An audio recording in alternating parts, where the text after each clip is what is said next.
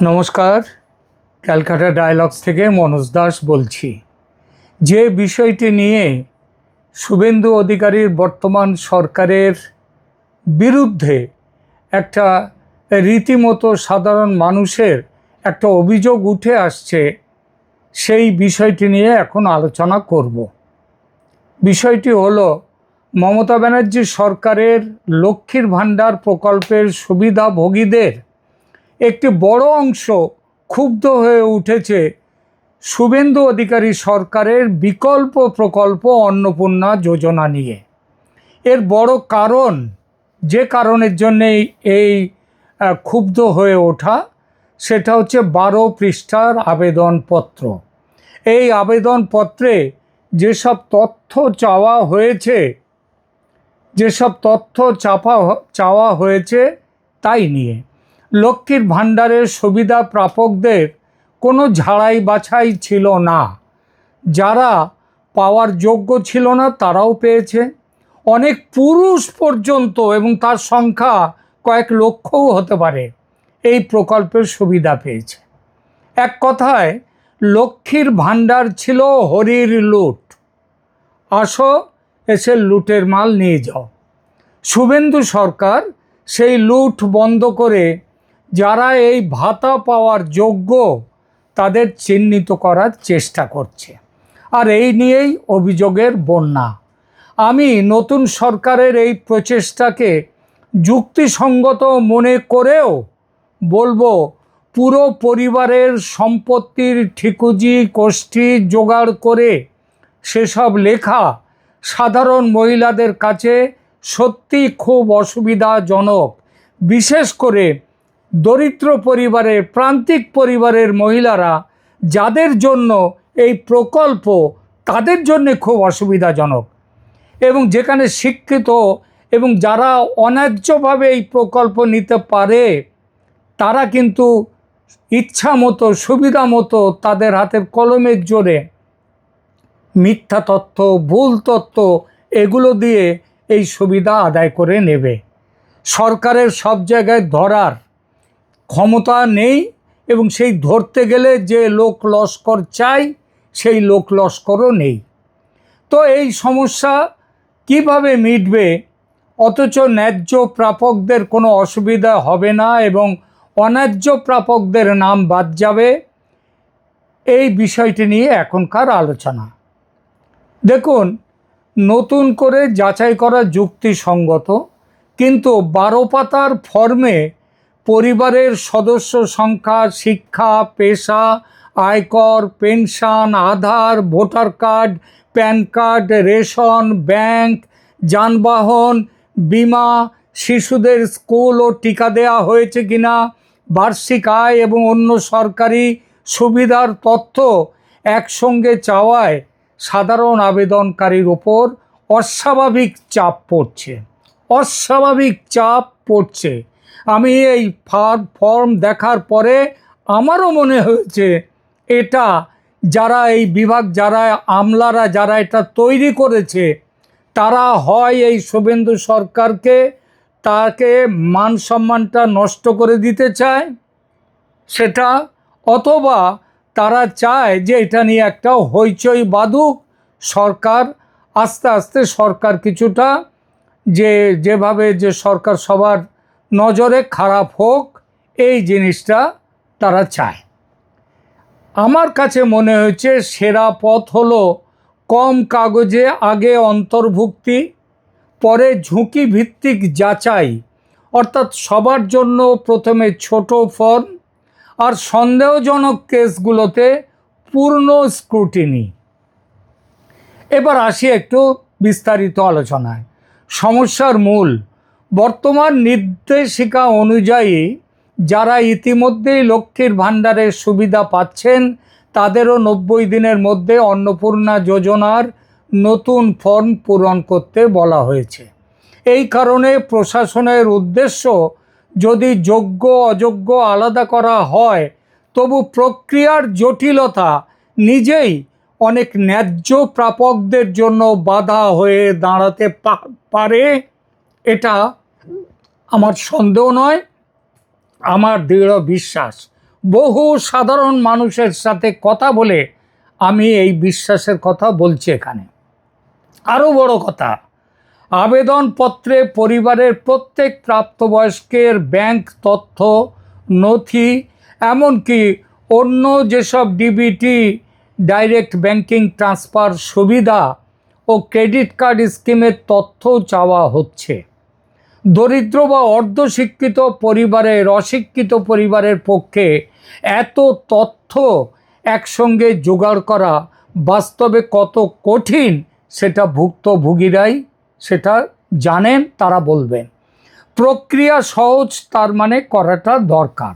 সরকার ইতিমধ্যে জানিয়েছে যে আবেদনপত্র অনলাইন এবং অফলাইন দুইভাবেই করা যাবে, এবং যারা ফর্ম পূরণে অসুবিধায় পড়বেন তাদের বাড়ি গিয়েও সহায়তা করা হবে।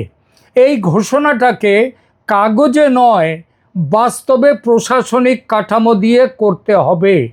কিন্তু প্রশ্নটা হচ্ছে, এই কাঠামো কি সরকারের কাছে আছে?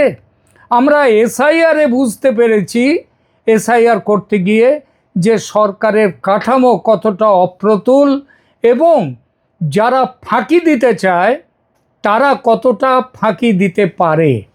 আমার প্রস্তাব তাই, প্রতিটি গ্রাম panchayat, ward office, BDO office এবং পুরসভায় সহায়তা ডেস্ক তৈরি হোক। সেখানে বিনামূল্যে ফর্ম পূরণ, নথি স্ক্যান, ফটোকপি ও তাৎক্ষণিক ত্রুটি সংশোধনের ব্যবস্থা থাকুক। এতে অভিযোগের বড় অংশ প্রথম ধাপেই কমে যাবে। যাচাইয়ের নকশা কেমন হবে? সরকারি বক্তব্য অনুযায়ী আয়করদাতা, সরকারি বা সরকার পোষিত চাকরিজীবী এবং নিয়মিত বেতন বা পেনশন প্রাপ্তরা এই প্রকল্পের বাইরে থাকবেন।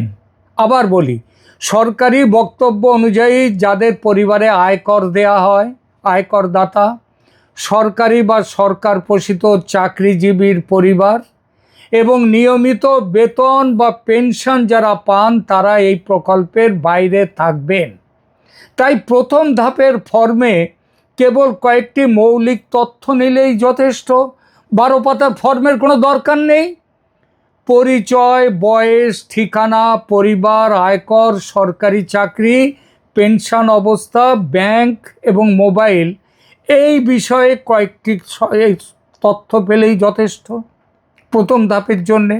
দ্বিতীয় ধাপে শুধু ঝুঁকিপূর্ণ কেসগুলো বাছাই করা দরকার, যেখানে তথ্যের অসঙ্গতি মিলবে, উচ্চ সম্পদের ইঙ্গিত পাওয়া যাবে, একাধিক প্রকল্পে অস্বাভাবিক রকমের মিল পাওয়া যাবে, বা এলোমেলো রিপোর্ট যারা দিচ্ছে এদের সবার কাছ থেকে পরিবারের সম্পত্তির পূর্ণ ঠিকুজি চাওয়ার প্রয়োজন থাকবে না, কিন্তু যাচাইও দুর্বল হবে না। আরও ভালো উপায় হলো সেলফ ডিক্লারেশন একটা নেওয়া। যিনি আবেদনকারী তিনি স্পষ্ট লিখে দেবেন যে ভুল তথ্য তিনি দিচ্ছেন না। কোনো ভুল তথ্য ধরা পড়লে এই সুবিধা বাতিল হবে এবং আইনগত ব্যবস্থা নেওয়া হবে তাদের বিরুদ্ধে, নিতে পারে সরকার। এই কথাটা লিখে সেলফ ডিক্লারেশন দিতে হবে। ভারতে সেলফ ডিক্লারেশন ভিত্তিক প্রশাসনিক ফরম্যাটে এই ধরনের দায়বদ্ধতার ধারা ব্যবহৃত হয়। ডাইরেক্ট ব্যাংক ট্রান্সফার ব্যবস্থায় অভিযোগ নিষ্পত্তির জন্য ওপেন হাউস, সিআরএম এবং সিপি গ্রামসের মতো একাধিক চ্যানেল ব্যবহারের কথা সরকারি নথিতে বলা হয়েছে। অন্নপূর্ণা যোজনাতেও একইভাবে বহুস্তর অভিযোগ ব্যবস্থা বাধ্যতামূলক করা উচিত। আমার মতে ন্যূনতম 5টি সুরক্ষা দরকার। 1, ফর্ম অসম্পূর্ণ হলে সঙ্গে সঙ্গে বাতিল নয়, 30 থেকে 60 দিনের সংশোধনের সময় দেওয়া হোক। দ্বিতীয়ত, প্রত্যাখ্যান হলে লিখিত কারণ জানাতে হবে কেন প্রত্যাখ্যান হলো। তৃতীয়ত, ব্লক স্তরে আপিল অফিসার তাদেরকে রাখা হোক। চতুর্থত, টোল ফ্রি নম্বর একটা থাকুক সরকারের এবং SMS ট্র্যাকিংয়ের ব্যবস্থা থাকুক। পঞ্চমত, যাদের পুরনো সুবিধে ছিল তাদের ক্ষেত্রে চূড়ান্ত সিদ্ধান্ত না হওয়া পর্যন্ত অন্তর্বর্তী সহায়তা জারি থাকবে, এ কথাটা বলা হোক। বাস্তব রূপরেখা এইবার তাহলে কি হতে পারে? একটি ব্যবহারযোগ্য মডেল হতে পারে কি? তাহলে বলি, প্রথমে 2 পাতার একটা প্রাথমিক আবেদন, তারপর ডেটা ম্যাচিং, তারপর শুধুমাত্র নির্বাচিত কেসে 12 পাতার বিস্তারিত যাচাই। এতে প্রকৃত দরিদ্র মহিলারা লাইনে দাঁড়িয়ে হয়রান হবেন না। কিভাবে ফর্ম পাবেন, কিভাবে ফর্ম ফিল আপ করবেন, কিভাবে জমা করবেন, এটা নিয়ে, কারণ সবাই খেটে খাওয়া পরিবারের মানুষও রয়েছে, তারা ওই দীর্ঘ ভোটের জন্য একদিনের লাইনে দাঁড়াতে হয়, আর এখানে কতদিনের লাইনে দাঁড়াতে হবে তার কি ঠিক আছে? হয়রান তাদের হতেই হবে। আবার যার দরকার নেই সেও পাবে, এই ধরনের সমস্যা তৈরি বন্ধ হয়ে যাবে, থাকবে না। আমরা আবার বলি, যিনি ন্যায্য এই প্রকল্পের আওতায় আসুন তারা থাকুন, কিন্তু যারা নাম ভাড়িয়ে, পরিচয় ভাড়িয়ে, মিথ্যেভাবে তারা নিচ্ছে, আমি জানি সল্ট লেক এইখানে বড় লোকদের পাড়া, সেই পাড়ার মধ্যে এমন অনেক পরিবার আছে, সেই পরিবারের মহিলারা এইখান থেকে টাকা নেন, লক্ষ্মীর ভাণ্ডারে টাকা নেন, টাকা নিয়ে তারা সেখান থেকে তাদের এই টাকাটাকে অনেকে এমনও বলেন যে সেই মাসে ওই বিউটি পার্লারের খরচটা তারা এই টাকার থেকে উঠে যায়। সাধারণ মানুষের ট্যাক্সের টাকা, সেই টাকা এই রকমভাবে অন্যায্য হাতে যাবে, তাদের কাছে যাবে, এটা মেনে নেওয়া যায় না। তেমনি এটাও মেনে নেওয়া যায় না যে যারা পাওয়ার যোগ্য তারাও এইভাবে হ্যারাস্ট হবে, হয়রান হবে। অর্থাৎ নীতি হওয়া উচিত সবার জন্যে সহজ প্রবেশ, অল্প কেসে কঠোর তদন্ত। আমাদের আলোচনার ভাষা যেটা দিয়ে শুরু করেছিলাম, লুট বন্ধ হবে প্রশাসনিক বাছাইয়ে, কিন্তু গরিব মহিলার শাস্তি হবে না কাগজপত্রের জুলুমে। যারা এখনও এই সরকারের কাছে মানুষের অনেক প্রত্যাশা, আমরা কখনোই বলি না যে এই টাকার নয়ছয় করা হোক, যেটা মমতা ব্যানার্জির লক্ষ্মীর ভাণ্ডার প্রকল্পে হয়েছে, নয়ছয় করা হয়েছে, সেটা না হোক, এটা চাই। কিন্তু সাধারণ মানুষ এই 12 পাতার ফর্মে তাদের সত্যি খুব অসুবিধার মধ্যে, ভয় পাচ্ছে। অনেক মহিলা বাড়ির কাজ করতে যারা আসে আমাদের বাড়িতে, তারা পর্যন্ত বলছে, বাবা আগে তো পেতাম না, না হয় আবার পাবো না, তাতে কি হলো? এর থেকে মমতা ব্যানার্জির সরকারকে তারা আবার বলছে এই ব্যাপারে তারা ভালো ছিল। কারা বলছে? যারা খেটে খাওয়া মানুষ, যারা দরিদ্র, যারা এই প্রকল্পের সত্যিকারের প্রাপক, তারা বলছে। পশ্চিমবঙ্গ রাজ্য সরকারকে বলবো, অগ্নিমিত্রা পল যিনি এই বিভাগের ভারপ্রাপ্ত মন্ত্রী, তাকেও বলবো কাগজ সহজ করুন।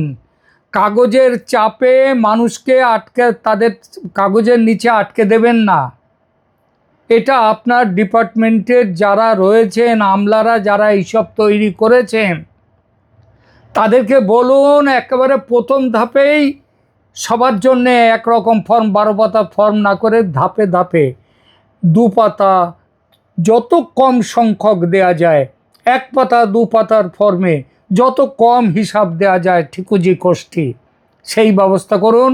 তারপর যেখানে মনে করছেন দরকার হলে আপনারা বাড়ি বাড়ি গিয়ে খোঁজ নিন না কেন যে কারা মিথ্যে কথা বলেছে, এবং সবার থেকে বড় কথা, ওই একটা জায়গাতে কেবল নিচে দিয়ে দিন একটা ডিক্লারেশন যে এখানে যদি কোনো মিথ্যে কোনো কথা আমি বলে থাকি, তথ্য দিয়ে থাকি, আমি তার উপযুক্ত শাস্তি পেতে প্রস্তুত, দরকার হলে এই টাকা ফেরত দিতে প্রস্তুত। এমন একটা জিনিস নিয়ে করা যায়। কিন্তু দয়া করে 12 পাতার ফর্ম ছেড়ে দিন। অনেকেই মনে করছে, বলছেন তাদের বাড়ি রয়েছে, তার বাবার বাড়ি ছিল সল্ট লেকে, তার বাড়ি রয়েছে, সেই বাড়িতে সাধারণভাবে সে মেয়ে, তার কোনো বাবা মারা গেছেন, মাও হয়তো মারা গেছেন, কিংবা বেঁচে আছেন, কোনো পাওনা নেই, কিচ্ছু নেই। তাদের পরিবারের আমি এমন একটি মেয়ের কথা জানি, সে সল্ট লেকে তাদের দোতলা বাড়ি ঠিকই আছে, ভাই বোন রয়েছে, কিন্তু তারা, সেই মেয়েটি কাজ করে একটি দোকানে, মাসে 5-7 হাজার টাকা মাইনে পায়। তাহলে এইবার ওই ঠিকুজি কোষ্ঠী সব দিতে গেলে তাদের সল্টলেকের বাড়ি এসে গেলে তো মুশকিল হয়ে যাবে। আচ্ছা বলুন তো, এটা তো নয় সল্টলেকের বাড়ি, সাধারণ গ্রামের গরিব মেয়ে বউ যারা, তাদের বাড়িতে বাড়ির কত ফুটের বাড়ি, মেঝে কতটা, কি হ্যান ত্যান। আজকাল এই যে সবগুলো, আজকাল মাটি পাওয়া যায় না, সবারই পাকা বাড়ি থাকে। অত্যন্ত দরিদ্র মানুষও পাকা বাড়িতে থাকে, মানে ইটের বাড়িতে থাকে কোনো রকমের, কারণ মাটির বাড়ির খরচা বেশি, ইটের বাড়ির খরচা তার থেকে কম। তো এইসবের জন্যেই সরকারের কাছে অনুরোধ, আপনারা দয়া করে ওই 12 পাতার ফর্মটাকে বাদ দিন, 1-2 পাতার ফর্ম করুন, যেসব তথ্যগুলো না নিলে নয়, এবং একটা ডিক্লারেশন দিয়ে নিন যে ভবিষ্যতে যদি কোনো রকমভাবে এর বিরুদ্ধে কোনো প্রমাণ আসে তাহলে প্রাপক শাস্তি পেতে হবে তাদের, এবং টাকা ফেরত দিতে হবে। এখনকার মতো এই অনুরোধ জানিয়ে আমার বক্তব্য এখানে শেষ করছি। কেমন লাগলো আপনাদের আমাদের এই এখনকার প্রতিবেদন, এগুলো জানাবেন কমেন্ট করে। আর ক্যালকাটা ডায়ালগসকে সাবস্ক্রাইব না করে থাকলে সাবস্ক্রাইব করুন, পাশে থাকুন। ধন্যবাদ।